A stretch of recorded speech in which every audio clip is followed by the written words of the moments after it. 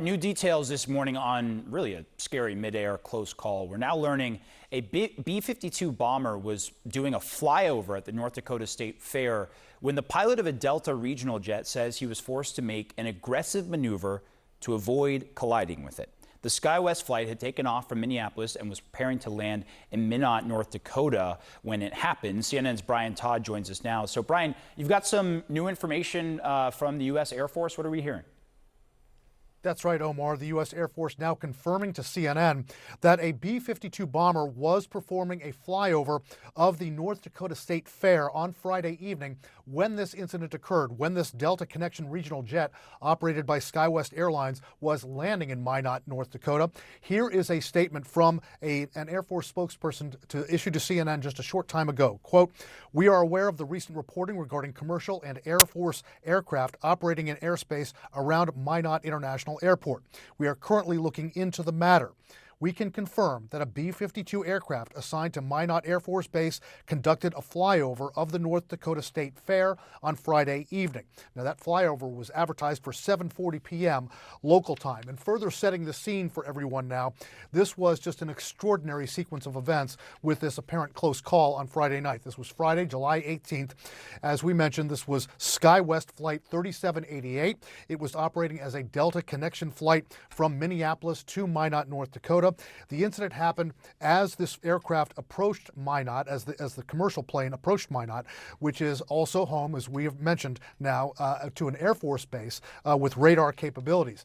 Now, the pilot said that he had to make a hard U-turn to avoid colliding with a B-52 bomber, and that is according to audio from the incident, audio that was recorded by a passenger from the pilot after the incident occurred. The pilot told passengers that the tower asked him to report 6 miles from the airport, and after being in communication with the control tower, the pilot said he turned right, but then he saw the military aircraft on the right-hand side, so the Air Force air traffic controller told him to turn left. He said he could tell by the speed of the other aircraft that it was a military plane. And after the incident, after they safely landed at Minot, we should say they safely landed, after that incident, the passenger recorded audio of the pilot apologizing to the passengers. Take a listen.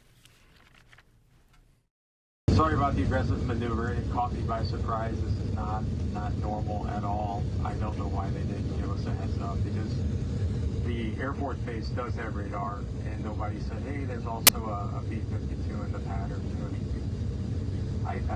Long story short, it was not fun, but I do apologize for it, and thank you for understanding. Some critical things we do not know at this point. We do not know how close these two aircraft actually got.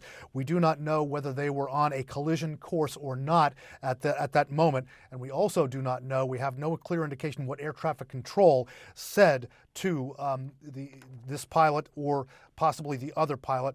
SkyWest has issued a statement saying that the plane landed safely at Minot after being cleared for approach by the tower, but then had to perform a go-around when another aircraft became visible in their flight path. Not normal and not fun, as we heard from the pilot, but thankfully everyone okay. Brian Todd, appreciate the reporting as always. Kate? Absolutely. And joining us right now is the passenger who was on the flight and recorded the pilot explaining it all, Monica Green. Monica, thank you very much for waking up early to walk us through this a little bit more. I mean, really kind of really remarkable. Walk us through this one more time. This happened as your flight was getting ready to land. What did it feel like? It felt like a normal go around at first when there's too many airplanes pulling up to the gate and they have to kind of just stall. But it was such a hard U-turn to where we were going kind of straight and then went pretty sideways. I'd be looking out the window and just see straight grass. I wouldn't be seeing the horizon anymore because we were so sideways. I can imagine, were there like audible gasps from people? Like, how were people reacting in that moment as you're all kind of just dealing with it? It was very quiet. It was really eerie. I don't know if it's just because I was towards the front of the plane. I didn't really hear a lot of what was going on behind me, but people were kind of looking around a little bit. It was a small plane, so any kind of maneuver on those is really aggressive, kind of bumpy. Turbulence is really aggressive in those. So I fly a lot, and it didn't seem that out of the norm to me, but it did seem really aggressive. I was texting my husband like, "Wow, that was a really crazy turn that we just took, and we're kind of just hovering. I don't know what's going on. Because I was going to ask you, you had said that you fly quite a lot for work. Is there something? Do you compare it to something similar to what you experienced before? Yeah, I had a situation in Dallas. I was coming home for a few days, and as we were literally about to touch the tarmac, we were so close, we just shot right back up into the air, almost just straight up. And the pilot said something along the lines that we were avoiding another plane that was also landing at the same time, that it was too congested. And he said it very casually, and I was explaining that to my husband and one of my friends, and I guess I don't want to say got brushed off, but it wasn't taken that seriously. I'm like, that's a serious issue that we were so close to landing. It was just moments before landing to just shoot back up in the air like that so aggressively, and Yeah. it wasn't a big deal. So that's why when this happened, I took out my phone when he decided to explain it to everybody, because I wanted to be able to explain it to other people, and I knew I wouldn't be able to remember it in such detail as he would say it. And thank goodness you did. And that's kind of an element of why this is so remarkable. Thank God everything is okay. And yes, there is an investigation that will happen into why it did happen. But the candor of the pilot, I mean, he was so open with, like, this is not normal. It Yeah. was not fun. I am very sorry. And kind of what you thought of that. I love the transparency, to be honest. I hate when there's delays or issues going on, and they're just like, oh, technical issue or mechanical issue. They don't really tell you what's going on, and it makes people just more aware of the risks of flying and what's actually going on. As a consumer, I don't book a flight and think, oh, I'm flying into an airport that doesn't have radar.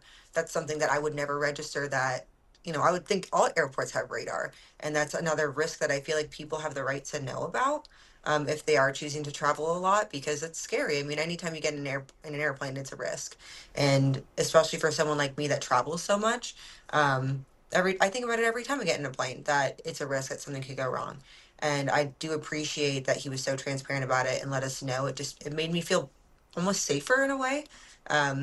It's kind of weird. No, I mean, you could definitely sense the relief, because at the tail end of your video, you can hear the applause as you were all safely yeah. on the ground, and Yeah. hearing that from the pilot. Well, Monica, it's very nice to meet you, and thankfully under these circumstances, of course. So thank you so much. Yes.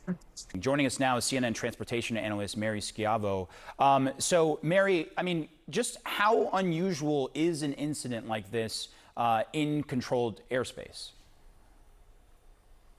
Well, it's supposed to be very unusual. It's supposed to be non-existent, but we've seen more and more of this. I mean, this is very familiar, sadly familiar, because this was the problem also at the midair at Reagan National Airport earlier this year, when you have mixed-use airspace and aircraft being controlled by different entities. You have military aircraft, and there is a military Air Force base just north of this commercial passenger use airport, and this military plane was reportedly participating in a flyover at a fair nearby.